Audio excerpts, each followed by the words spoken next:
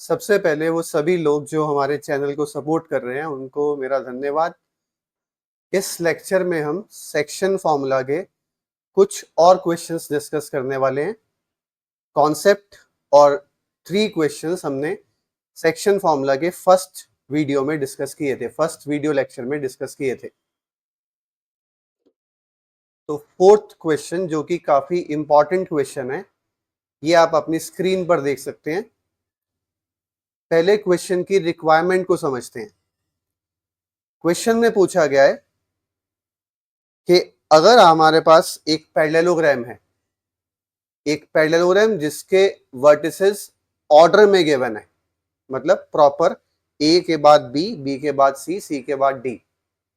तो proper order में अगर हमें इसके वर्टिसेस गिवन है तो ये जो मिसिंग कोऑर्डिनेट्स हैं, जैसे पॉइंट सी का एक्स कोऑर्डिनेट और पॉइंट बी का वाई कोऑर्डिनेट, ये मिसिंग है।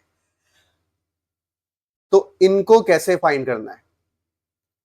इनको फाइंड करने के लिए एक चीज ध्यान रखेंगे कि सबसे पहली बात जो स्टूडेंट्स के मन में आती है कि चलिए पैरेललोग्राम है तो ऑपोजिट साइड्स इक्वल का यूज करते हैं। तो इस तरह की गलती बिल्कुल मत करें। इस तरह का कॉन्सेप्ट आप यूज कर सकते हैं अगर सिर्फ एक कोऑर्डिनेट फाइंड करना हो, आपको कोई भी एक एक्स कोऑर्डिनेट या वाई कोऑर्डिनेट फाइंड करना हो तो आप यूज कर सकते हैं कि ऑपोजिट साइड्स आर इक्वल। लेकिन जैसा कि इस क्वेश्चन में है कि यहां पर दो मिसिंग वैल्यूज हैं, एक्स और वाई दोनों फाइंड करने हैं। तो ऐसे में अगर आप वो अप्लाई करेंगे कि ऑपोजिट साइड्स आर इक्वल, तो क्वेश्चन बहुत लेंदी हो जाएगा और उससे आपके क्वेश्चन के मार्क्स भी जाएंगे, टाइम भी खराब होगा, और वो जो सबकॉन्शियस माइंड में चलता रहता है कि पता नहीं वो क्वेश्चन क्यों नहीं हुआ, उससे आपका आगे के क्वेश्चंस भी खराब हो सकते हैं। तो फिर क्या करेंगे इसमें, चलिए देखते हैं। इसमें कॉन्सेप्ट यूज होगा कि पैरेललोग्राम के डायगोनल्स की प्रॉपर्टी होती है कि डायगोनल्स बाइसेक्ट करते हैं। बाइसेक्ट करने का मतलब क्या है? AC, डायगोनल AC BD को बाइसेक्ट करेगा, मतलब ये दोनों पार्ट्स इक्वल होंगे। और ऐसे ही डायगोनल BD ये AC को बाइसेक्ट करेगा, मतलब ये दोनों पार्ट इक्वल होंगे। तो इससे आप देख सकते हैं कि AC का और BD का दोनों का मिड पॉइंट क्या बना? O। तो कॉन्सेप्ट आपको यही यूज करना है कि डायगोनल्स बाइसेक्ट ईच अदर। इसका मतलब है कि जो पॉइंट O है वो AC और BD दोनों का मिड पॉइंट होगा। तो जो अब आपने सेक्शन फॉर्मूला का स्पेशल केस पढ़ा था, एक सबसे पहला जो स्पेशल केस था वो यही था कि अगर मुझे किसी भी लाइन सेगमेंट के, सपोज AC के मिड पॉइंट के कोऑर्डिनेट चाहिए, तो क्या होंगे वो? x1 plus x2 upon 2, y1 plus y2 upon 2। ये तो आ गए पॉइंट AC के मिड पॉइंट के कोऑर्डिनेट्स, डायगोनल AC के मिड पॉइंट के कोऑर्डिनेट्स। ऐसे ही अब देखते हैं कि BD, जो डायगोनल BD है, इसके मिड पॉइंट के कोऑर्डिनेट्स क्या बनेंगे? BD के मिड पॉइंट्स बनेंगे x1 plus x2 upon 2, x1 plus x2 upon 2 and y1 plus y2 upon 2। तो आप चेक कर सकते हैं कि इसमें कैलकुलेशन बहुत कम है। वैसे तो डिस्टेंस फॉर्मूला से ये क्वेश्चन हो ही नहीं पाता, लेकिन अगर आप ट्राई भी करेंगे तो क्योंकि वहां पर स्क्वायर रूट इन्वॉल्व है तो कैलकुलेशन बहुत ज्यादा हो जाती है। तो इसको ऐसे ही करना है। बस इसके बाद आपको क्या करना है? एक्स कोऑर्डिनेट्स को इक्वेट कर देंगे, ये और ये दोनों एक्स कोऑर्डिनेट्स हैं, इनको इक्वेट करते हैं।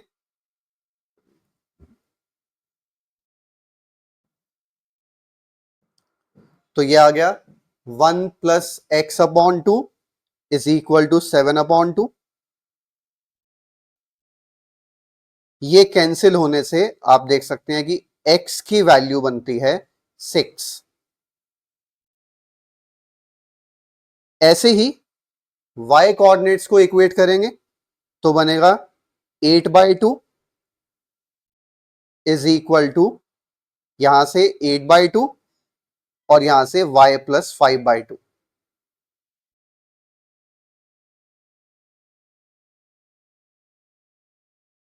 फिर से ये कैंसिल हो जाएगा, तो y की वैल्यू आप देख सकते हैं, y की वैल्यू बनती है 3।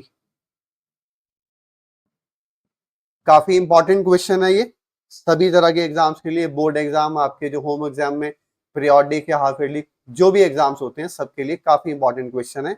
और कॉन्सेप्ट ध्यान रखना है कि ऑपोजिट साइड्स आर इक्वल का नहीं यूज करना। चलिए नेक्स्ट क्वेश्चन देखते हैं। नेक्स्ट क्वेश्चन है, अगर हमारे को 3 पॉइंट्स गिवन है, यहां पर आप देखिए पॉइंट्स गिवन है 1, 5, 2, 3 एंड -2, -1। इनको कोलिनियर प्रूव करना है और स्पेशली अगर एग्जाम में लिखा जाए यूजिंग सेक्शन फॉर्मूला करना है। डिस्टेंस फॉर्मूला से अलग मेथड है कोलिनियर प्रूव करने का, वो आपकी फर्स्ट एक्सरसाइज में था। इसमें आपको अगर यूजिंग सेक्शन फॉर्मूला प्रूव करना है कि ये पॉइंट्स कोलिनियर हैं, तो मैंने इन तीनों पॉइंट्स को एक लाइन सेगमेंट पे बना दिया। ये पॉइंट ए हो गया 1, 5, बी हो गया 2, 3 और सी हो गया -2, -11। तो सेक्शन फॉर्मूला से अगर हमें इनको कोलिनियर प्रूव करना है तो मेथड क्या यूज करते हैं, आप ये मान लेंगे पॉइंट बी जो कि ए और सी दोनों को ज्वाइन कर रहा है, वो इस लाइन सेगमेंट को रेशियो k:1 में डिवाइड करता है। लास्ट लेक्चर में हमने डिस्कस भी किया था कि रेशियो जब भी मानते हैं तो रेशियो k:1 ही अज्यूम करते हैं। तो रेशियो अज्यूम कर ली मैंने k:1। तो अब coordinates of B section formula से फाइंड करते हैं। पहले पॉइंट बी के कोऑर्डिनेट्स फाइंड करते हैं यूजिंग सेक्शन फॉर्मूला। देखिए देखते हैं।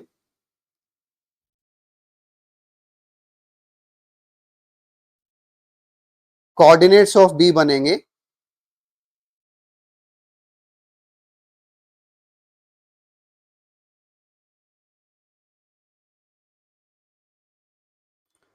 फॉर्मूला था mx2 m multiplied by x2। देखें m multiplied by x2, m multiplied by x2 से आ जाएगा k मल्टीप्लाइड बाय -2 मतलब -2k, n multiplied by x1 तो 1 इंटू 1 तो 1 ही हो जाएगा upon m plus n। Section formula से पॉइंट बी का x कोऑर्डिनेट बन गया। अब मैं डायरेक्ट लिख रहा हूं कि y कोऑर्डिनेट क्या बनेगा, -11k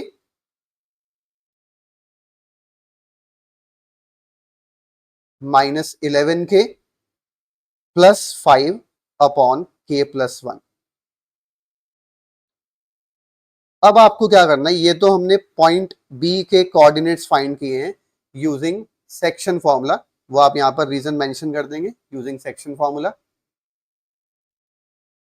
और पॉइंट बी के कोऑर्डिनेट्स क्वेश्चन में भी नोन है। एक तो वैल्यू अभी हमने फाइंड की है सेक्शन फॉर्मूला से, और क्वेश्चन में भी पॉइंट बी के कोऑर्डिनेट्स नोन है। इनको हम इक्वेट कर देते हैं। ये थी नोन वैल्यूज 2, 3 और ये वैल्यू अभी अभी हमने फॉर्मूले से फाइंड की है -2k+1 अपॉन k+1। साथ में y कोऑर्डिनेट बना था -11k + 5 upon k+1।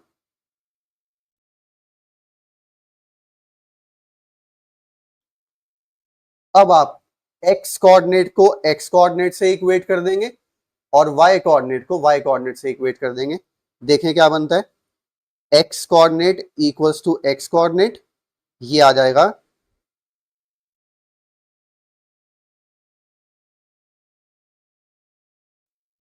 2 is equal to -2k + 1 upon k+1। इसके बाद कर देते हैं क्रॉस मल्टीप्लीकेशन। क्रॉस मल्टीप्लीकेशन से आएगा 2k प्लस 2 और राइट साइड पर है -2k प्लस 1।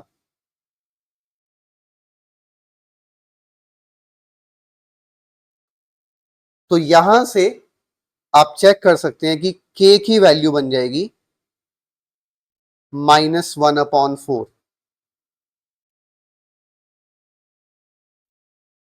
अब चेक करते हैं y कोऑर्डिनेट्स को इक्वेट करके क्या बनता है। y कोऑर्डिनेट्स को इक्वेट करेंगे तो 3 is equal to -11k plus 5 upon k plus 1। इसमें भी अगर क्रॉस मल्टीप्लाई कर दें तो बनेगा 3k plus 3 is equal to -11k plus 5। तो यहां से k की वैल्यू बनती है 14k इज इक्वल टू 2। तो आप देख सकते हैं एक केस में k की वैल्यू आई है -1/4 और एक में 1/7। सेम वैल्यूज नहीं आई। इसमें प्रूव नहीं करना था, चेक करना था कि पॉइंट्स कोलिनियर हैं या नहीं। तो अगर k की डिफरेंट वैल्यूज आ जाती हैं तो पॉइंट्स आर नॉट कोलिनियर, और k की वैल्यू अगर दोनों केसेस में सेम आ जाती है तो पॉइंट्स आर कोलिनियर। यहां पर एक मैं छोटी सी बात ऐड कर रहा हूं कि कभी ऐसा हो सकता है कि आपकी k की वैल्यू नेगेटिव आ जाए। मान लीजिए सेम आ जाती है लेकिन नेगेटिव आ जाती है। तो नेगेटिव से सिर्फ ये बात पता चलती है कि जो पॉइंट आपने बीच में अज्यूम किया था वो पॉइंट बीच में नहीं है, पॉइंट बी बीच में नहीं है, या फिर ए बीच में होगा या सी बीच में होगा। तो उसका मतलब ये नहीं है कि आपका क्वेश्चन गलत है। कहीं आप सोचे कि रेशियो नेगेटिव में कैसे आ गई, तो नेगेटिव के आ सकता है, सिर्फ उसका मतलब ये है कि पॉइंट बी बीच में नहीं है, ए या सी में से कोई बीच में है। लेकिन अभी इस क्वेश्चन की बात करें, यहां पर तो k की वैल्यू ही सेम नहीं आई, तो मतलब पॉइंट्स आर नॉट कोलिनियर। अब नेक्स्ट क्वेश्चन तो काफी इजी है। देखें इसमें क्या करना है। इसमें देखें आपको एक सर्कल में बता रखा है कि A B is the diameter.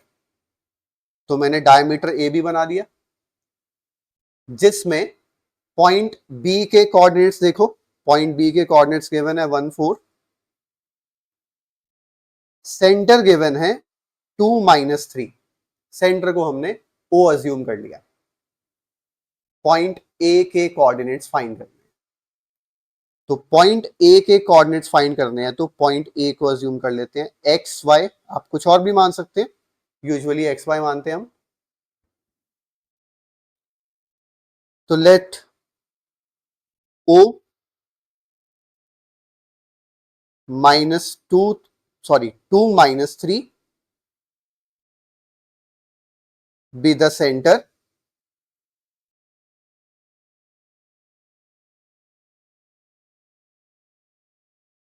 and the coordinates of point A आपने माने हैं एक्स वाई। इस बात को भी मेंशन कर देते हैं, coordinates of AB, coordinates of point A, ये हमने माने हैं एक्स वाई। तो ये तो सिर्फ हमारी अजम्पशन होगी कि पॉइंट ए को एक्स वाई माना है और सेंटर को हमने मार्क किया है ओ। अब यहां पर आप फिर से वही बात है कि अगर आप डिस्टेंस फॉर्मूला अप्लाई करेंगे तो क्वेश्चन हो ही नहीं पाएगा, क्योंकि वेरिएबल आपके पास दो हैं, इक्वेशन बनेगी एक।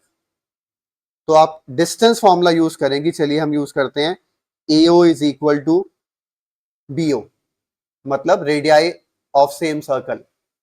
तो इस कॉन्सेप्ट का यूज करके ये क्वेश्चन नहीं हो पाएगा।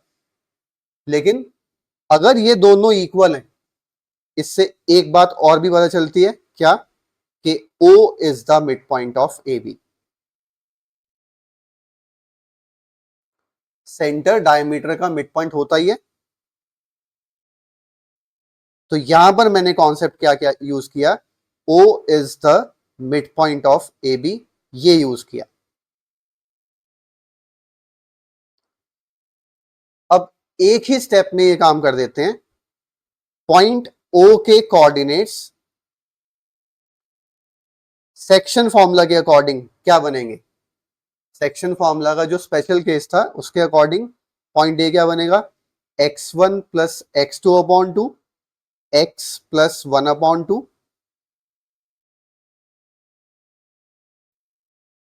y1 plus y2 upon 2, y plus 4 upon 2।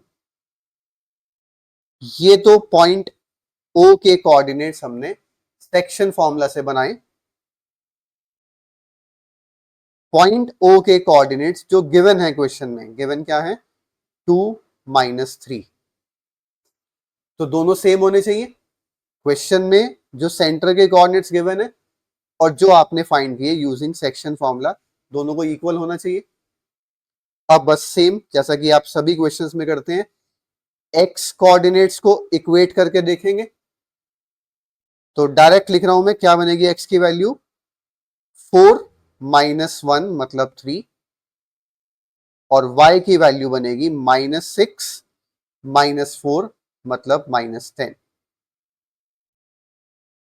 तो इस क्वेश्चन में भी हमने यूज किसका किया, सेक्शन फॉर्मूला का, डिस्टेंस फॉर्मूला अप्लाई नहीं करना।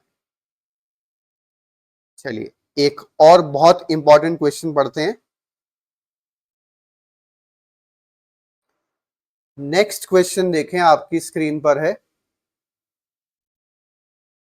पॉइंट ए के कोऑर्डिनेट्स गिवन है -2 -2, पॉइंट बी के कोऑर्डिनेट्स गिवन है 2 -4, पॉइंट पी के कोऑर्डिनेट्स फाइंड करने हैं, find the coordinates of P, और कंडीशन देखें क्या गिवन है, AP is equal to 3/7 of AB, AP is 3/7 of AB। तो इसमें आप देखें, मैंने जब सेक्शन फॉर्मूला आपको बताया था शुरू में, इससे पहले वाले लेक्चर में, वहां पर मैंने स्पेशली आपको एक बात कही थी कि सेक्शन फॉर्मूला एप्लीकेबल तभी है जब आपको AP और BP इनकी रेशियो बताओ। यहां पर अगर आप AB को इधर ले भी आते हैं तो जो रेशियो 3:7 बनेगी वो तो AP और AB की बनेगी, तो सेक्शन फॉर्मूला अप्लाई नहीं कर पाएंगे। तो उसके लिए पहले हमें कुछ चेंजेस करने होते हैं जिनसे हमारे पास AP रेशियो BP आ जाएगा। देखिए वो चेंजेस करने के 2-3 तरीके हैं, वो देखते हैं क्या है। तो AP रेशियो BP फाइंड करने के लिए एक मेथड तो ये है कि आप क्रॉस मल्टीप्लिकेशन कर दें, 7AP is equal to 3 times, अब देखें AB रिक्वायर्ड नहीं है ज्योमेट्री में, और वैसे मैथ्स के प्रूफ में भी जनरली हम ये कोशिश करते हैं जो भी रिक्वायर्ड नहीं है उसको हटाने की कोशिश करते हैं। तो यहां पर आप AB को कैसे हटा सकते हैं, AB को स्प्लिट कर देते हैं AP प्लस BP। इसमें कोई थ्योरम प्रॉपर्टी नहीं लगाई है मैंने, सिंपली आप फिगर को देखें, फिगर में अगर AP और BP को ऐड कर दिया जाए तो क्या बनता है, AB। तो मैंने AB को स्प्लिट कर दिया AP प्लस BP। चलिए अब क्या करते हैं नेक्स्ट स्टेप में, 7AP और ये 3AP लेफ्ट साइड पे आके सब्ट्रैक्ट हो जाएगा, 7AP माइनस 3AP हो जाएगा 4AP, और राइट साइड पर आ जाएगा 3 टाइम्स BP। तो क्रॉस मल्टीप्लाई करने के बाद AP वाली टर्म्स को हमने लेफ्ट साइड पे कर दिया, BP को राइट साइड पे ही रहने दिया। अब यहां से AP रेशियो BP कैसे बनेगी, ये स्टेप ध्यान से देखेंगे। AP रेशियो BP बनाने के लिए BP को आप ला रहे हैं राइट साइड से लेफ्ट साइड पर, बीपी को आप इधर से इधर ला रहे हैं, तो 3 राइट साइड पर रहेगा अपनी पोजीशन पे ही, और 4 अब लेफ्ट साइड से आ जाएगा राइट साइड पे, तो क्या बन जाएगा 3/4।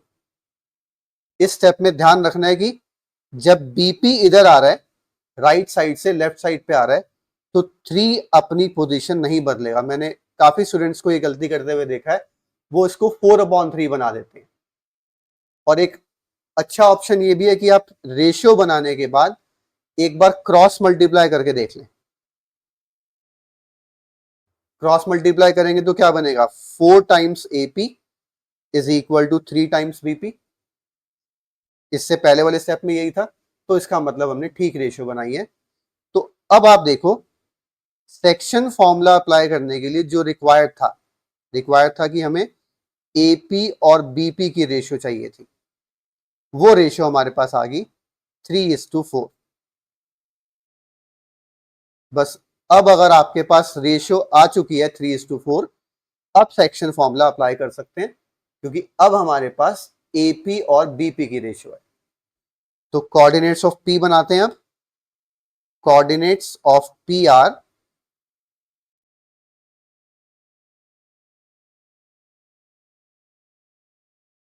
पॉइंट P के कोऑर्डिनेट्स यूजिंग सेक्शन फॉर्मूला, देखते हैं क्या बनेंगे।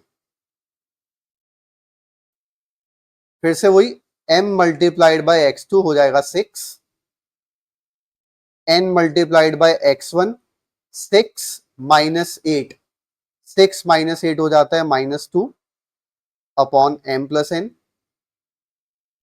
y कोऑर्डिनेट बनेगा -12 -8 दैट इज -20, my2 ny1 से बनेगा -20। डिनोमिनेटर में तो m प्लस n ही आना है, तो पॉइंट P के कोऑर्डिनेट्स आ जाएंगे -2/7 और -20/7। और खास बात मैंने जो आपको क्वेश्चन के बिगनिंग में बताई थी, आपको ध्यान रखनी है, यहां पर रेशियो AP और BP की नहीं गिवन, तो पहले वो ऑब्टेन करेंगे, उसके बाद सेक्शन फॉर्मूला लगाएंगे।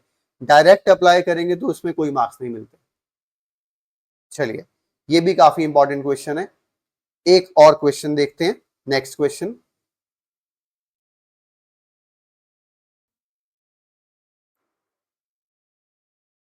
इस क्वेश्चन में देखें क्या गिवन है हमें, एक लाइन सेगमेंट के एंड्स गिवन है, पॉइंट A -2 2 और पॉइंट B गिवन है 2 8, और आपको ऐसे पॉइंट्स के कोऑर्डिनेट्स चाहिए जो इस लाइन सेगमेंट के 4 इक्वल पार्ट्स करते हैं। इससे पहले आप मिड पॉइंट का केस देख चुके हैं, पॉइंट्स ऑफ ट्राइसेक्शन का केस देख चुके हैं। अब हम देखते हैं अगर 4 इक्वल पार्ट्स का केस है तो इसमें कैसे फाइंड करेंगे। इसमें एक तो यूजुअल मेथड है जो आपने पॉइंट्स ऑफ ट्राइसेक्शन में अप्लाई किया था। कैसे, पॉइंट P की लेफ्ट साइड पे एक पार्ट है, और पॉइंट P की राइट साइड पे हमारे पास 3 पार्ट हैं। तो रेशियो आप यूज कर सकते हैं, P के केस में 1:3। ऐसे ही प्रोसीड करेंगे तो Q के केस में रेशियो बनेगी 2:2, जिसको सिंप्लीफाई करके आ जाएगा 1:1। और पॉइंट R के केस में 3:1 ये रेशियो यूज कर सकते हैं। तो एक तो ये मेथड आप चाहें तो अप्लाई कर सकते हैं इस क्वेश्चन में। एक मेथड जो थोड़ा सा इससे इजी रहता है वो क्या है, क्योंकि ये सभी पार्ट्स इक्वल हैं, तो आप ऑब्जर्व कर सकते हैं कि पॉइंट Q के कोऑर्डिनेट्स तो आप AB का मिड पॉइंट फाइंड करके कर सकते हैं। तो Q पॉइंट के कोऑर्डिनेट्स हम ऐसे ही निकालेंगे, Q is the mid point of AB। अभी जब हमने रेशियो डिस्कस की थी तब भी आपने देखा था कि रेशियो क्या बनी थी, 1:1। तो मतलब Q is the mid point of AB। ये कंपैरेटिवली थोड़ा इजियर सॉल्यूशन है।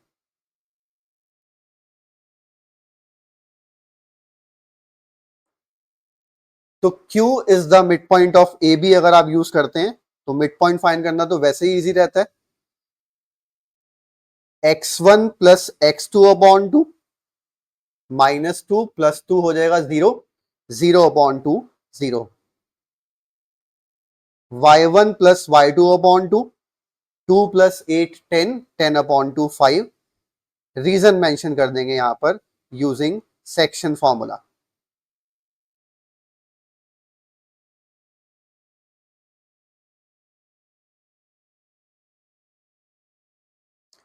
अब पॉइंट Q के कोऑर्डिनेट्स आने के बाद आगे भी ऐसे ही करेंगे। पॉइंट Q के कोऑर्डिनेट्स आने के बाद आप देख सकते हैं, अब अगर हम P पे ध्यान दें तो P से ये दोनों इक्वल पार्ट बन रहे हैं, तो आप यूज कर सकते हैं P is the mid point of A Q. तो पॉइंट P के लिए या तो मैंने आपको पहले बताया कि आप रेशियो 1:3 यूज कर सकते हैं, वो बिल्कुल ठीक मेथड है, बस एक दूसरा ऑप्शन एक्सप्लोर कर रहे हैं। P is the mid point of A Q, ये बनाते हैं।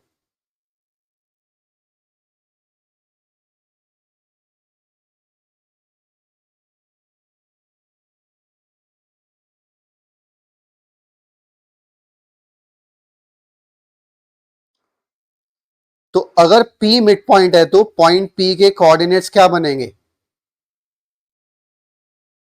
पॉइंट P के कोऑर्डिनेट्स बनेंगे, Q के कोऑर्डिनेट्स हमारे पास आ गए थे 0 5। तो अब अगर मुझे पॉइंट P के कोऑर्डिनेट्स बनाने हैं इस बात का यूज करके कि ये AQ का मिड पॉइंट है, क्या आ जाएगा फिर से x1 plus x2 upon 2, x1 plus x2 upon 2, -2 plus 0, -2 upon 2 करेंगे तो -1, y1 plus y2 upon 2, 2 plus 5 7, 7 upon 2, ये आ गया पॉइंट P के कोऑर्डिनेट्स। और बिल्कुल ऐसे ही सिमिलरली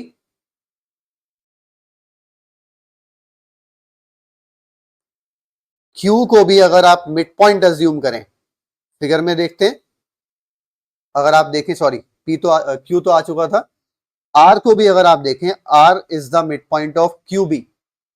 तो अब R के कोऑर्डिनेट्स फाइंड करते हैं, R is the mid point of QB।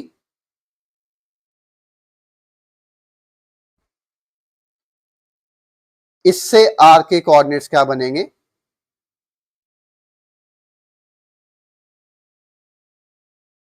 Point R बन जाएगा QB का यूज करते हुए x1 plus x2 upon 2, 0 plus 5 upon 2, sorry 0 plus 2 upon 2, 0 plus 2 2, 2 upon 2 is 1, 5 plus 8 13 upon 2, तो ये पॉइंट R के कोऑर्डिनेट्स आ गए 13 अपॉन 2। तो आपने देखा कि इस क्वेश्चन में हमने डिस्कस किया कि एक लाइन सेगमेंट के अगर 4 इक्वल पार्ट्स हो रहे हैं तो आप जो पॉइंट्स ये 4 इक्वल पार्ट बना रहे हैं, ये पॉइंट्स के कोऑर्डिनेट्स कैसे फाइंड कर सकते हैं? तो पहले हमने Q फाइंड किया, Q is the mid point of A B. P find किया, P is the mid point of A Q and R is the mid point of QB। चलिए एक और क्वेश्चन देखते हैं, लास्ट क्वेश्चन है इस video का।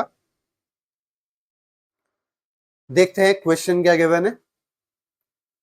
इसमें हमें एक रोम्बस का एरिया फाइंड करना है जिसके सभी वर्टिसेस गिवन है इन ऑर्डर।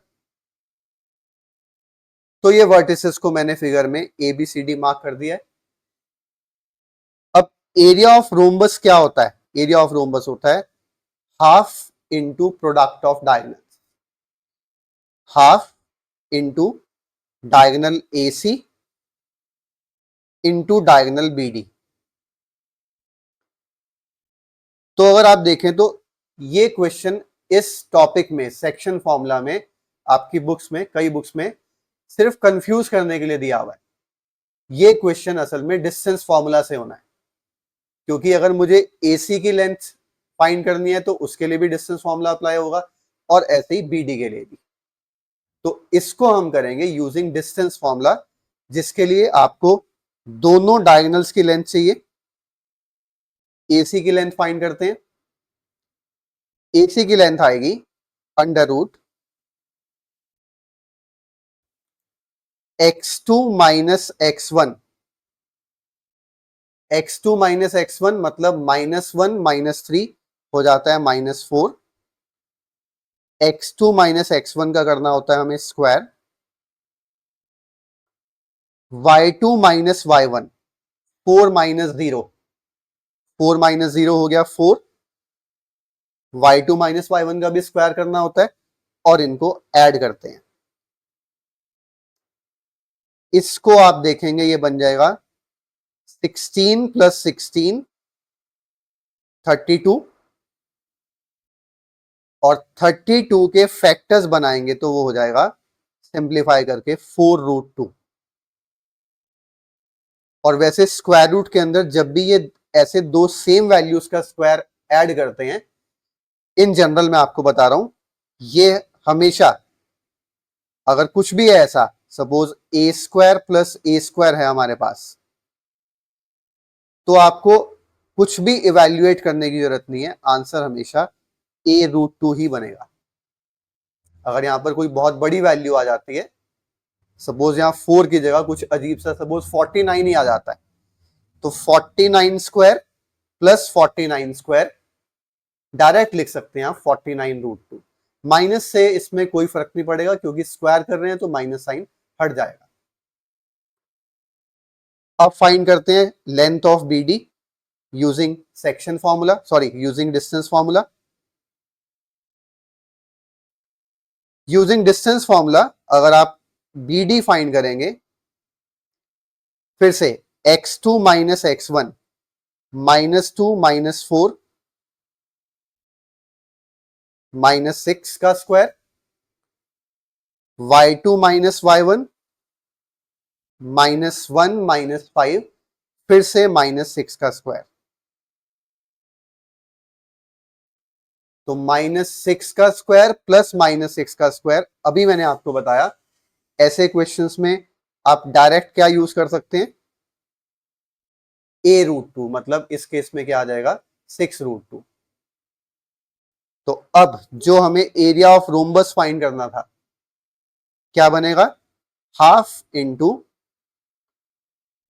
AC की लेंथ फाइंड की हमने 4√2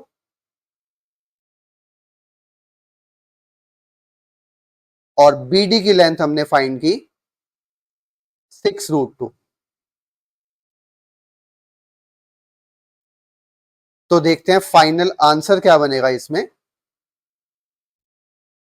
√2 इंटू √2 हो जाता है 2, जिससे डिनोमिनेटर का 2 कैंसिल हो जाएगा, रह क्या जाएगा हमारे पास 6 इंटू 4। तो आंसर क्या बनेगा 24, और क्योंकि एरिया है तो आंसर लिखेंगे आप 24 स्क्वायर यूनिट्स। तो ये क्वेश्चन था जो डिस्टेंस फॉर्मूला से होना था। तो इन दो लेक्चर्स में, लेक्चर 1 में हमने सेक्शन फॉर्मूला का बेसिक कॉन्सेप्ट, स्पेशल केसेस और कुछ क्वेश्चंस, 3 क्वेश्चंस थे वो किए थे, और इस लेक्चर में हमने 6 क्वेश्चंस और किए हैं, और इसमें मैंने कोशिश किया कि सभी तरह के क्वेश्चंस कवर हो जाएं। हाँ, कुछ स्पेशल क्वेश्चंस होते हैं, उसके लिए मैं आपको अलग से वीडियो प्रोवाइड करूंगा। तो अब आपको एज यूजुअल जो मैं कहता हूं कि आपको यही सभी क्वेश्चंस खुद से ट्राई करने हैं। वीडियो देखने के बाद फिर से करके देखेंगे, डाउट आएगा तो आप वीडियो देख सकते हैं, कमेंट में अपने डाउट्स पूछ सकते हैं, उसका मैं पर्सनली रिप्लाई करूंगा। और आपको क्वेश्चन समझ आए हैं, वीडियो अच्छा लगा है तो आप वीडियो को लाइक करें, शेयर करें और हमारे चैनल को सब्सक्राइब करें। Thanks for watching.